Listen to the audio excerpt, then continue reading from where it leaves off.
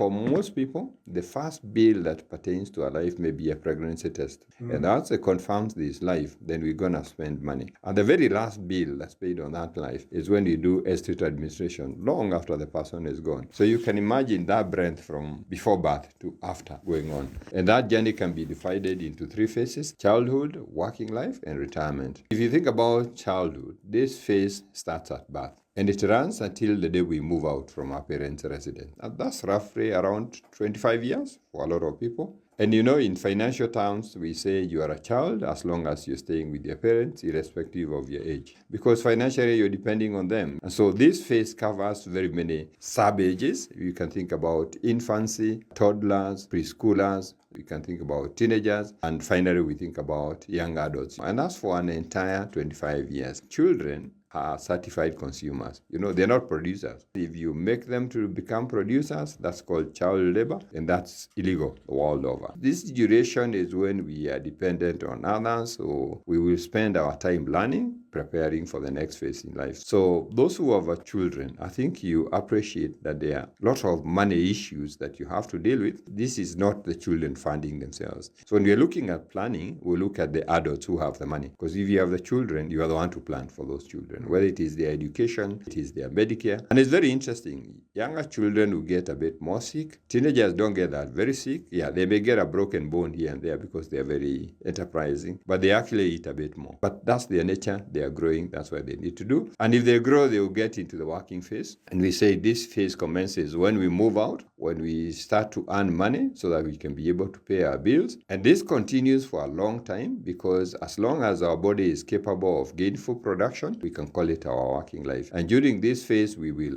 work so that we earn. We'll be able to pay our bills. We can pay for our dependent children, and we can spare some for our retirement. So that's the duration when we are working. We're paying our current bills. If you have children, we have to finance all their needs, but we have to spare something for our third phase. And most people start with a financial push from their parents. When you leave college and you don't have all the resources, we call it financial outpatient. When you're hard up, you come back home. But income tends to grow with age, but expenses also follow suit. And during our working life, we have money, we have the energy, but we are short on time. If there's something that bothers people, it's time. Everybody's got deadlines and deadlines too. And there are so many things to be done. So while some people will stay with the employer, they will take employment. Some people will not take employment. And those who take employment, they will stay with the employer, and someday they will leave. And people say, I have retired. In financial terms, we say that's not retirement. That's a transition. You have moved from being an employee so that you can go into self-employment. You are a teacher, you become a farmer. You're a banker, you become a business person. So the third phase proper starts in the 70s,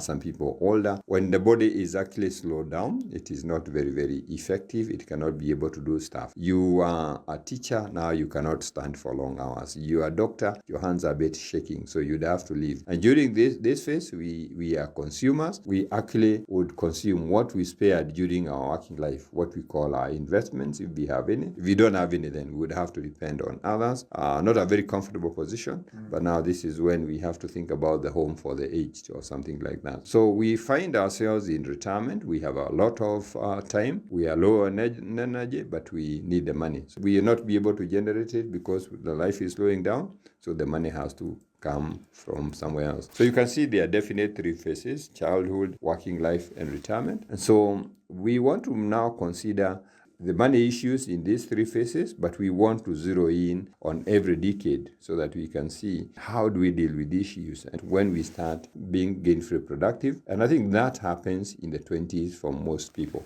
20s is when we are single, we're starting out. We're looking at young adults. We like saying young, free, and single. And these are what we call the years of exploration. So anybody in the 20s, you will have a lot of exploration to do. So the season of young, free, and single starts when you're in college. It continues to when you graduate. It will continue to when you start your working, you move out, and some people start a family in that. So you can actually see there are a couple of issues.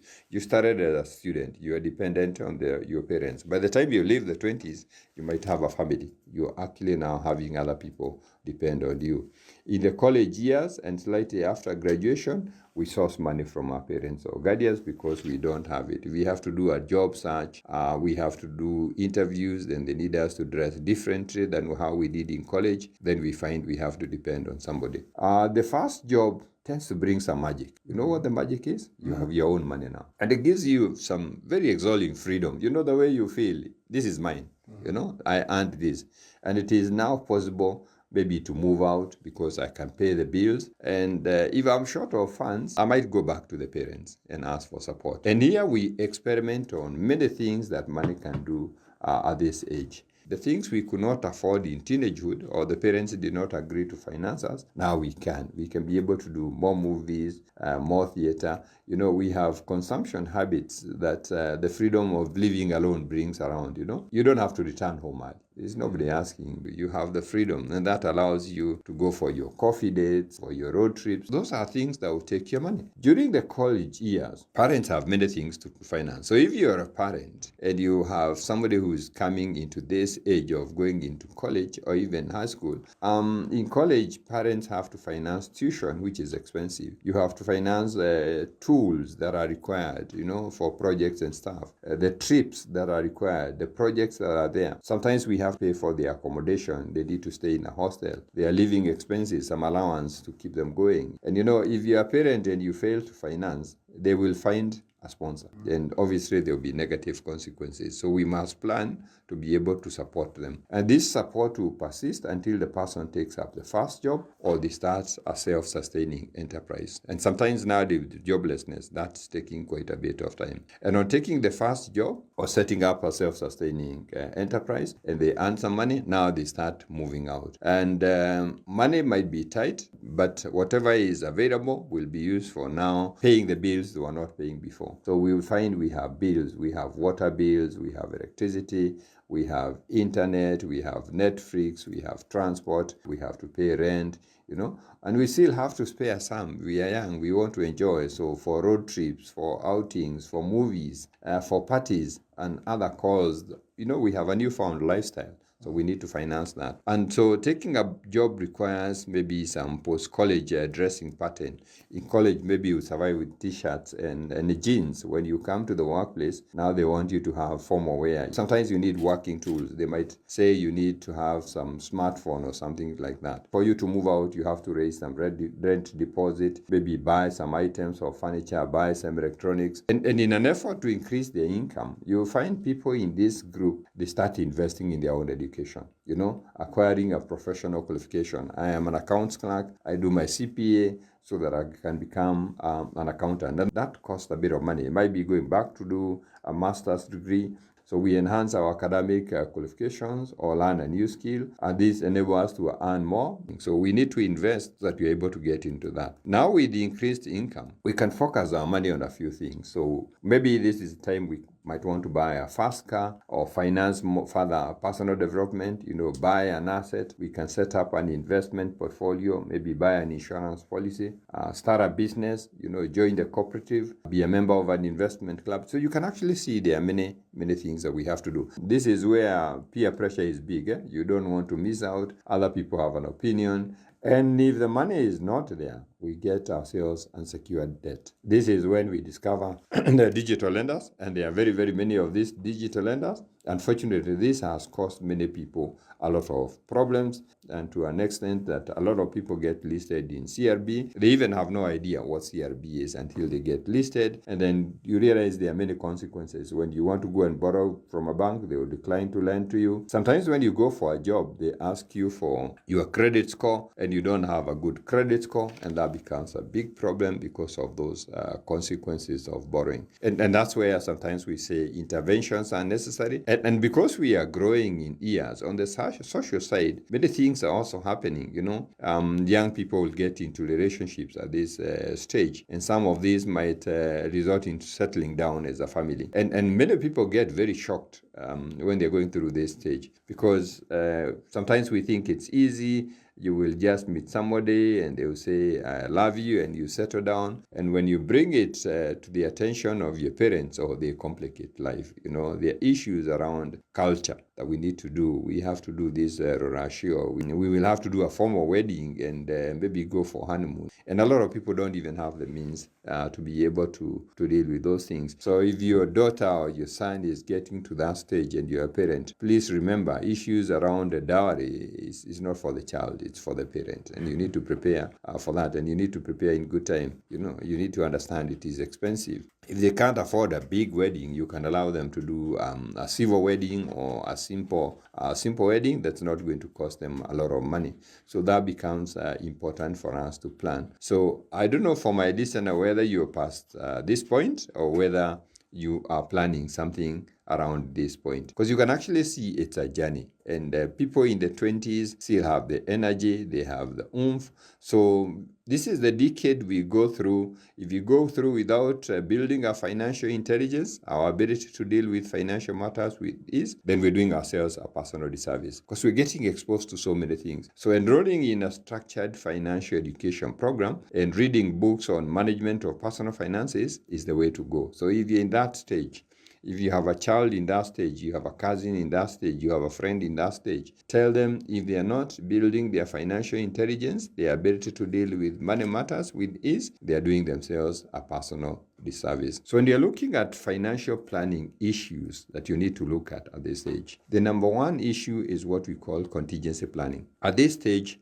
we need to start creating a safety net to deal with financial emergencies and to finance seasons of unemployment so that we don't have to keep seeking help from Shyrox, from digital lenders, or even going back to the parents for financial outpatient. Why are we keeping away from Shyrox and digital lenders? They are very, very expensive. Why are we keeping away from parents? Because it's a bit annoying. You're already working. You're not arranging yourself properly. And when things don't work, you keep coming back. We will face financial emergencies. I know I am talking to Gen Z here. And the phone is such an important tool. So can you imagine if the phone got lost? Where is the money to replace it quickly? That's what we need to think of when we are looking at contingencies. That's what we're saying. You need to have a safety net, some fund somewhere. And so for your contingency planning, consider opening a money market fund. And using that money market fund, build a fund equal to your 3 months income. That's a good idea. So you're looking like you have 3 salaries somewhere. So if you lost a job for 3 months, you live your life. Nothing will change. If you had a financial emergency, you will be able to address that financial emergency. So that should be the first thing in our 20s we need to do. And that gives us the freedom. We want the freedom. There's a price to freedom. In this case, that's the price for the freedom. Setting up a contingency fund, what we call a freedom account. And it's simple. You can open a money market fund on your phone and you get it going. If you do not know how to do this, we're happy to help. If you get in touch, we can always be able to help out with that, because it is very, very important to have that safety net, because financial emergencies are reality. And don't worry that we say 3 months. Start by trying to build just 1 month equivalent. If you achieve that, build a second month and build a third month. If you do 3 months, you're doing well. That means you have bought your freedom. For 3 months, should anything happen, you will be able to keep your head above the water and you'll be able to do well. The second thing that we need to do as financial planning in this age is to create a sinking fund, what we otherwise call a freedom account. Now, we want to buy household items, the fridge, the TV, the cooker, and all those other things. But we want to avoid using borrowed money, because if we use borrowed money, we're going to be paying interest, and we want to avoid paying unnecessary interest. If you open yourself up to saving, and you can actually save before you move out, slowly start saving. All we are saying is open a money market fund and itemize these things and save to buy the items. Yes, I want a fridge. It's going to cost me 50,000. If I saved 5,000 for 10 months, I can buy that fridge. The place where you put in that money is what we call the sinking fund, is what we call the freedom account. Why do we call it the freedom account? Because it frees you from paying unnecessary interest. So if you're looking for freedom, think about opening a sinking fund. That will be easier. You avoid paying unnecessary interest. The money that would have gone to interest will now actually be available for you to do a few other things. Now, the third thing in terms of financial planning is considering having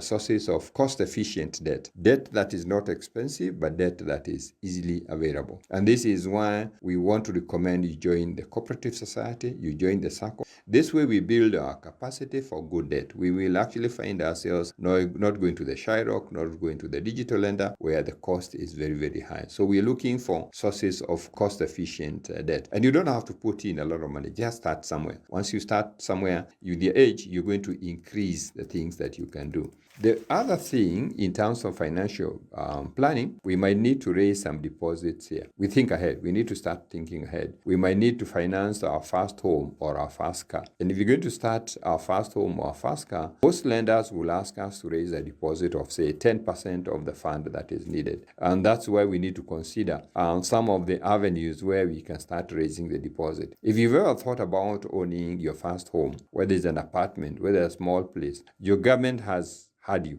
and they've been thinking about you, and they put in together a program called the First Home Ownership Plan. Now, that First Home Ownership Plan is a tax incentivized way of saving. So government is saying, if you go to housing finance and you open an account, it's called Nyumba Yangu, you can actually save 8,000 shillings, up to 8,000 shillings every month without paying tax on that money. So before they tax you, they allow you to save the 8,000. You don't have to save 8,000. Maybe you can afford 3. Maybe you can afford 5. But when you save with the tax incentive, you reduce the amount of tax you're paying, and you start building some money so that when you go out and ask for a mortgage or a house loan, you will already have your 10%. And they can allow you to do that for a 10-year period. You can raise this money up to 3 million. So you can do that for 10 years. You can raise your money to 3 million. You can put in 8,000 shilling, up to 8,000 without paying taxes. That's an easier way of raising a deposit. If you want to raise a deposit for your car, remember we talked about the sinking fund. The sinking fund is the place to be able to do that. The other thing we need to do is risk management. We need to look out what can slow us down, what can stop us, and do something about it. You look ahead in life and you say, what can slow me down? What can affect me? And so this is where we have to think about medical insurance. This will be necessary because at this age, we are not covered at our parent scheme. If you're in your parent scheme, when you hit 25, the scheme manager does not allow you to stay in that scheme. So if you're moved out of that scheme, how are you covered? Sickness does happen. And if it does happen, it might actually wipe you out everything that you have. So if your employer has a scheme, good for you. Just check out how does it work. And if your employer doesn't have one, maybe set up an inpatient medical scheme. There's accident insurance. I know you love outdoor activities, sports, road trips, and this is part of a stage of life with your peers. A personal accident insurance is something that might come in handy if something happens. The last thing I want to say about risk management is building social capital. Outside your parents, you need to have friends who can lend you interest-free money on friendly terms.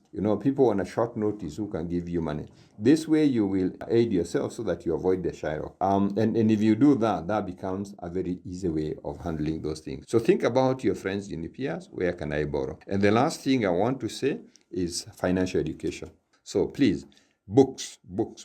Whether it is actual books, audio books. If you've not read Rich Dad, Poor Dad, please do. You need to do it at that age. If you've not had my book, The Wallet Words, look out for that book. What about the company? Who do you keep? Who are your peers? Is it people who just tell you about betting and about other things, or is it people with good ideas? Hook up with guys who got good ideas. It's time you might have a coach, you might have a mentor, or have an advisor, somebody you can go to for your money matters. And you need to go for courses. You need to study something, and we have invited you to the masterclass. So if you're in the 20s and you want to have a deeper understanding of the subject that we have discussed, come and see. Join us for the training. Join us tonight. 0708-150-137. Yes, send a text, send a WhatsApp, or you have a child, nominate them. When we come next time, Chris, God giving us chance. Now we want to look at the next stage, and this is what we call marriage and financial partnership. This is the 30s.